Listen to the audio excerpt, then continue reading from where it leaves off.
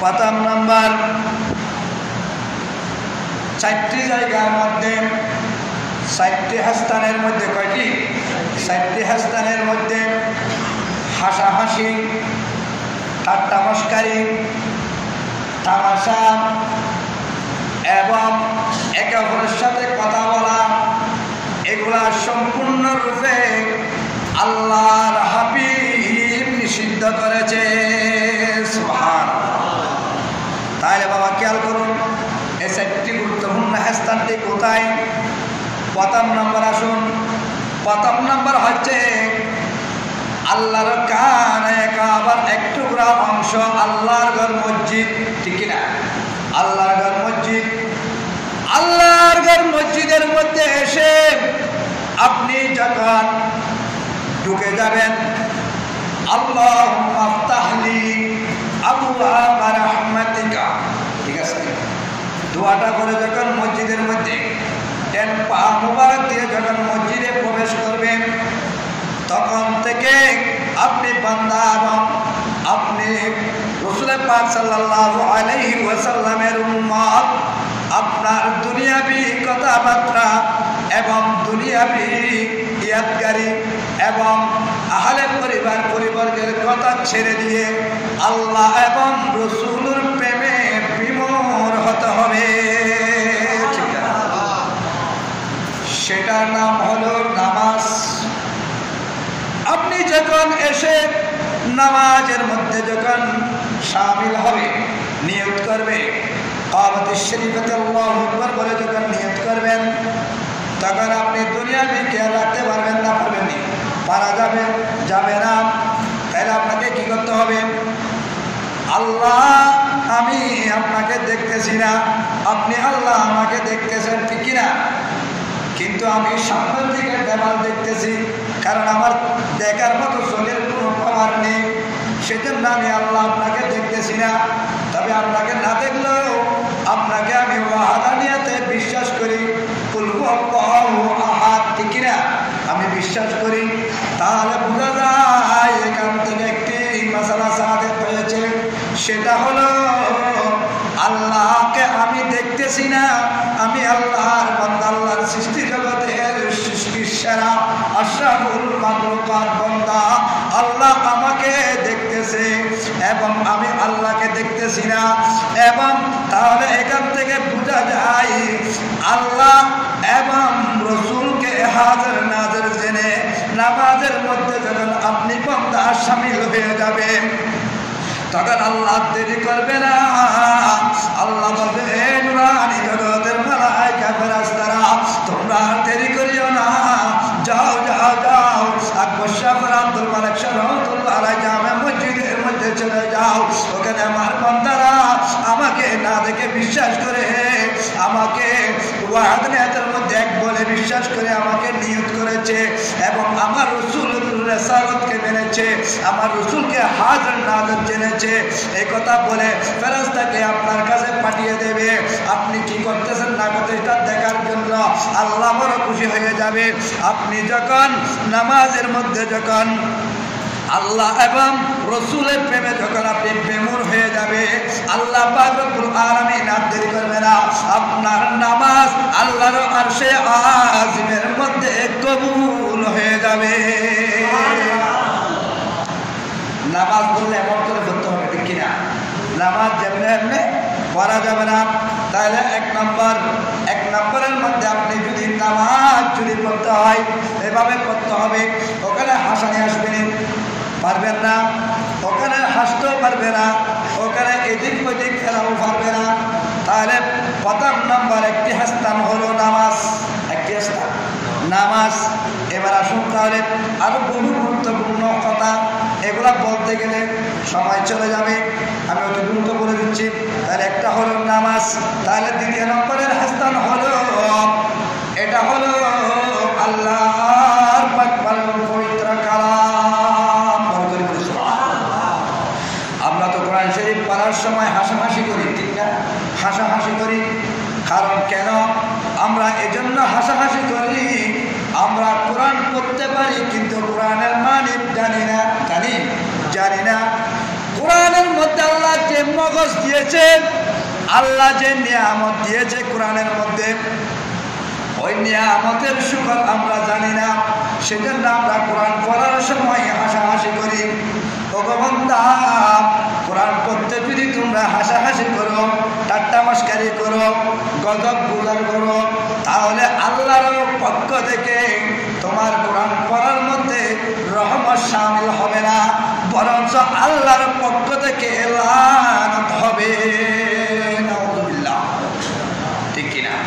সেজন্য তাহলে দ্বিতীয় নম্বর স্থান হলো যেখানে কোরআনের তেলাওয়াত চলবে সেখানে হাসাহাসি, ঠাট্টা মস্কারি এবং তামাশা করা চলবে না। বলি সুবহানাল্লাহ। তাহলে এবার আসুন তৃতীয় নাম্বার হলো যেখানে জিয়ারতের স্থান, আমরা অলিটার পারে যাই জিয়ারত করি, ঠিক কিনা? অনেকে বলে আমাদেরকে পূজা করি। যেখানে জিয়ারতের স্থান হয়, যেখানে জিয়ারত করা যায়, ওটাকে পূজা বলে না, ওটা হলো জিয়ারতের স্থানকে বলা হয় জিয়ারতের স্থান। বলি সুবহানাল্লাহ। যেখানে আল্লাহর কালাম শরীফ পড়া যায়, যেখানে দরুদ পড়া যায়, ওটা হলো জিয়ারতের স্থান, ওটা পূজার স্থান নয়। এটা খেয়াল করবেন। তাহলে আপনি যখন কবরস্থানের মধ্যে যাবেন, আপনার বাবার কবর, আপনার মায়ের কবর, আপনার ভাইয়ের কবর, আপনার সন্তান সন্তানের কবর, আপনার দাদা দাদির কবর, একটি কথাই বলা যায় আপনার পূর্বপুরুষ নিয়ে আপনার আহলে পরিবারের ভিতর যে কোনো লোক মারা গিয়েছে, ওই কবরের পাশে গিয়ে আপনি যখন দাঁড়াবেন, আপনি ওখানে হাসাহাসি করা যাবে না। যাবে না, হাসাহাসি করতে পারবেন না। ওখানে কিন্তু আপনাকে যখন জিয়ারত করবে, জিয়ারত করার পরে আপনি যখন দোয়া করবেন, ওই দোয়ার মধ্যে আমরা হাসাহাসি করি, কিন্তু ওই দোয়া করার সময় কোন রকম ঠাট্টা মস্কারি, হাসাহাসি, রমদম তামাশা এটা করা যাবে না। কারণ হুজুর কেন করা যাবে না? আল্লাহর নবী নবুয়তের জবানে হাদিসের মধ্যে ঘোষণা দিচ্ছেন, অর্থাৎ আদুউ মুফুল ইবাদত, সমস্ত ইবাদতের মদদ হচ্ছে দোয়া। চিৎকার লাগে। তাহলে বুঝতে হবে। তাহলে এবার আসুন চতুর্থ নাম্বার। কয়টা বলেছি? প্রথম নামাজ বলেছি, কোরআন বলেছি, জিয়ারতের স্থান বলেছি। এবার আসুন, এটা হচ্ছে চতুর্থ নাম্বার।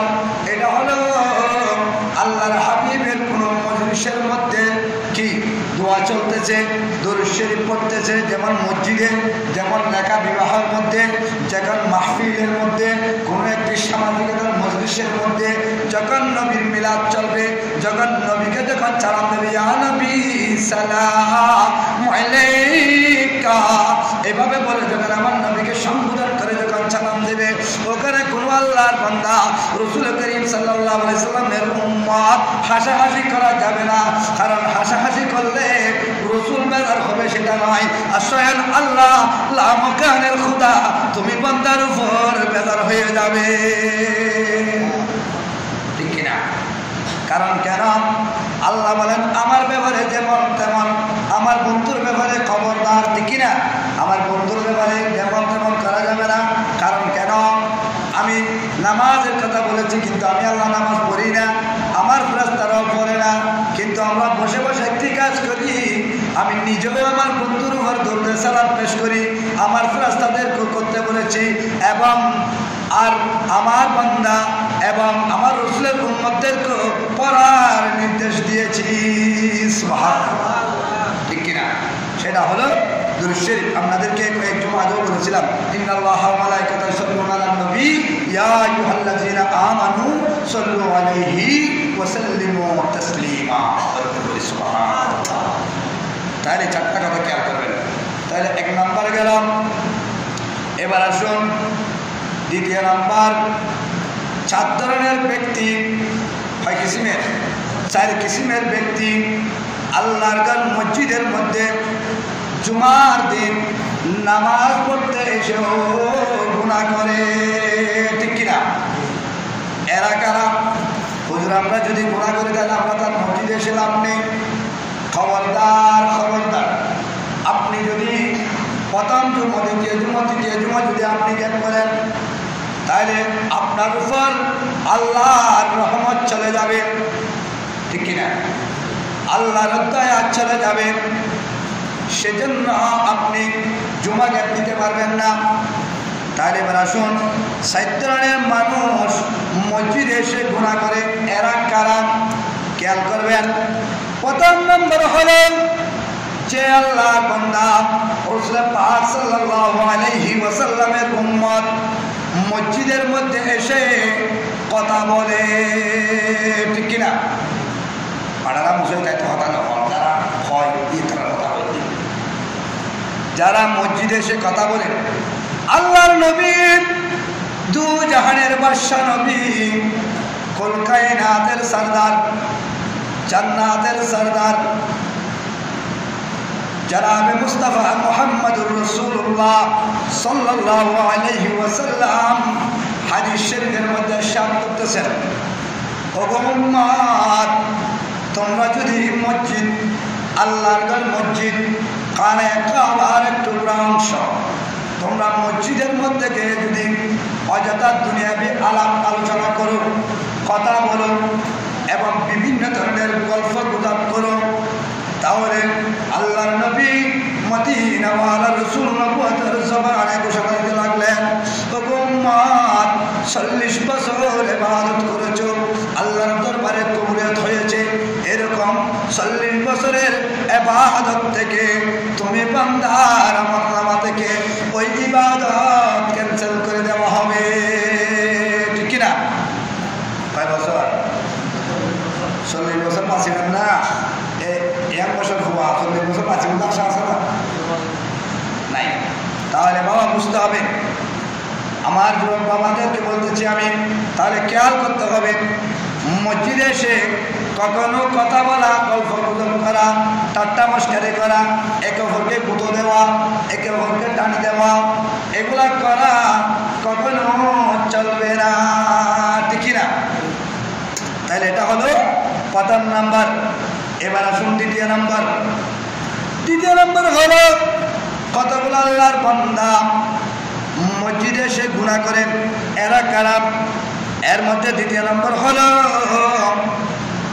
আপনারা আগে এসেছেন, এরপরে দেখা যায় মসজিদে আগে আসে না, আগে আসে না, আসে সবাই পরে, সবাই পরে, এমনভাবে করে চার এভাবে মানুষকে ধাক্কায়া ফাটকায়া, মানুষকে লাথি মেরে, মানুষের গায়ে পা বেঁধে, এভাবে করে যে আল্লাহর বান্দা রাসূলের উম্মত পিছে এসে আগে আসার চেষ্টা করে, ওই ধরনের ব্যক্তি আল্লাহর নবী ঘোষণা দিলেন, ওগো উম্মত, তুমি জুমার দিন জুমা পড়তে এসো, তুমি গুনাহ শামিল হয়েছো, ঠিক কিনা? এসেছো পিছে, আল্লাহর নবী বলেন, তুমি যখন পিছে এসেছো, যেখানে স্থান পাও সেখানে বসো, কারণ মানুষকে কষ্ট দেওয়া যাবে না, কারণ এটা কোনো মেজবানি নয়, এটা হলো ইবাদতের স্থান, এটা হলো শান্তিময় জায়গা, ঠিক কিনা? সবচাইতে শান্তির জায়গা হলো আল্লাহর ঘর মসজিদ, ঠিক কিনা? সবচাইতে খারাপ স্থান হলো, সেটা হলো বাজার, ঠিক না? স্থান বাজার খারাপ হলে এটা কিনতে দিতে বাজার না হয় না, কি হতে বলিব, কি হন বলিব। তাইলে বাবা 1 নম্বর গেলাম, দ্বিতীয় নম্বর গেলাম, এবার আসুন তৃতীয় নম্বর। তৃতীয় নম্বরের মধ্যে হলো কতগুলা মানুষ এসে সুন্নত পড়ে না, আসা নাই, এটা নাই,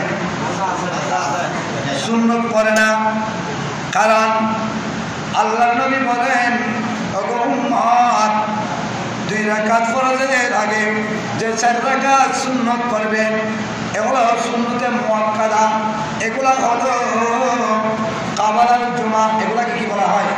কাবালাল জুমা। 2 রাকাত ফরজ নামাজ পড়ার পরে যে 4 রাকাত সুন্নত করবেন, এগুলাকে বলা হয় বাদাল জুমা। যারা সুন্নত নামাজ পড়বে না, জুমার দিন নামাজ পড়তে এসে, জুমা পড়তে এসে ওই আল্লাহর সঙ্গে বান্দা রসুলের সঙ্গে উম্মত গুনাহ করে, ঠিক কিনা? মাসালাগুলো কেন করবেন? তাইলে এবার আসুন, তাইলে প্রথম নম্বর বললাম মসজিদে কথা বলেন, ঠিক আছে।